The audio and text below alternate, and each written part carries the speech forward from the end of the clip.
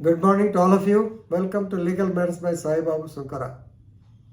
This time we are going to discuss a dastardly death by the police, caused by the police, on a young engineering student by name Rajan during the year 1976, not now. When we joined the department, actually it was coming in the press. Every day the press used to publish the same. Just we joined the department on I think 15/4/1976. This incident happened on March 1st, 1976. Somehow, one of our students, of course, now he is a High Court advocate, Mr. Pradeep of Inkollu, he has found out this, he has forwarded it to me. So, definitely, people should know such case. So, please read the case as T. Eswara Warrior, T.V. Eswara Warrior, E-C-H-E-R-A, Eswara Warrior versus the state of Kerala, or Secretary to Minister of Home, Kerala State, 1977. Very dastardly death of a student. So this Eswara Warrior is having only one male child and two girls.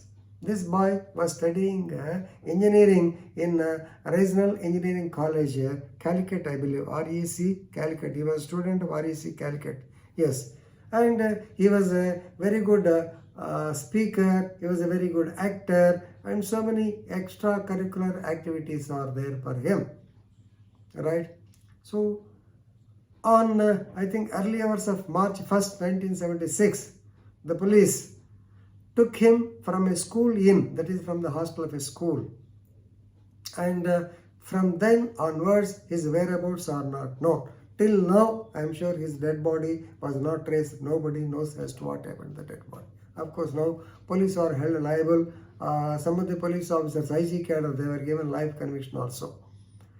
Right now, when the boy was taken away by the police in the early hours on March 1, 1976, and when the boy was not traced, actually his father felt bad. Normally, they felt emotional. Only one son, that too he was studying engineering at that time, 1976. Means brilliant people. That too REC, presently we call them as NIT.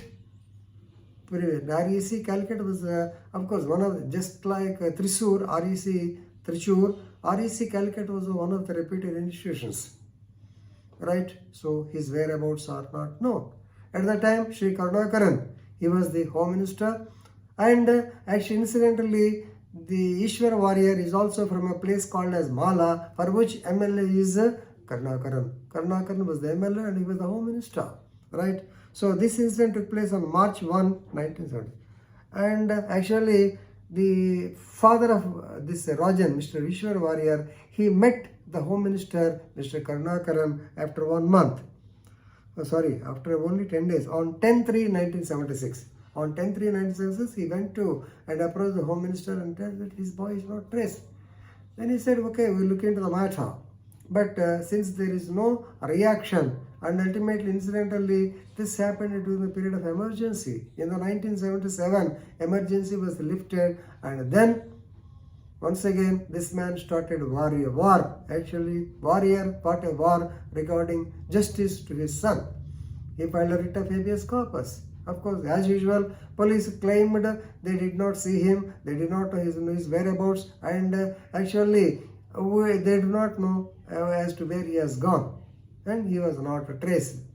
And in this connection, when the fact of this Warrior meeting Karnakaran was told before the court, Karnakaran filed an affidavit blatantly saying that this man did never meet him. Then the matter was instructed to the agency, investigating agency. The court took it very seriously because during the course of investigation, it came to light that 2 or 3 engineering students saw him being whisked away by the police in the police jeep, and police beating him in the nearby area. And one press people also have seen him. Ultimately, there is much evidence that he was whisked away by the police.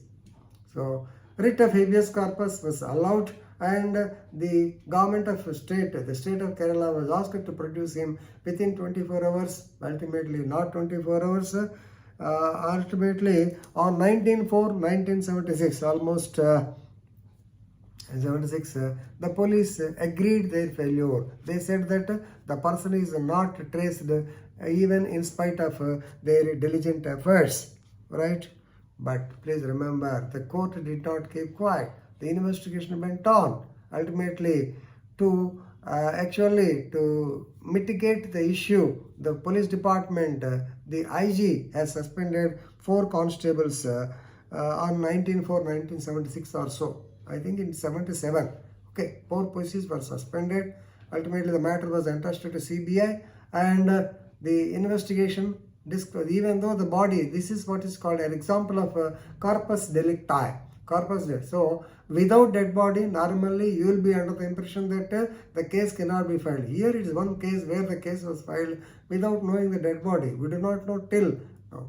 So, of course, we go to 106 of the Evidence Act, you may be knowing that if a person is not found for a consecutive period of 7 years, is declared to have been died. Alright? So, that's a different aspect. Let us come back to it. Actually, we came to know that at that particular point of time, 1976, when we were reading the newspapers, I used to read Hindu regularly. So it was revealed that through papers, if my memory is correct, then we came to know that this man was having some connections with the extremists, and therefore he was lifted by the police. Or in a murder case, I'm sure that he was involved with connections with the so-called radical elements at that time. But whatever it is, he was taken to task. His dead body was thrown away in the most likely in that sea.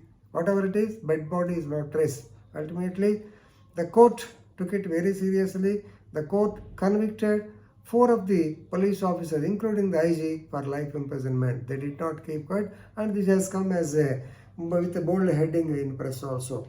In Kerala, 2 cases. This Rajan case, it shook the entire state, and another Nambi Narayanan case, resource scientist case. If time permits, we'll discuss that in another issue. Right? Very good case. Please, if you find time, read it. TV Eachara Warrior versus Secretary to Minister of Home 1977. This happened in Kerala state. So, thank you very much.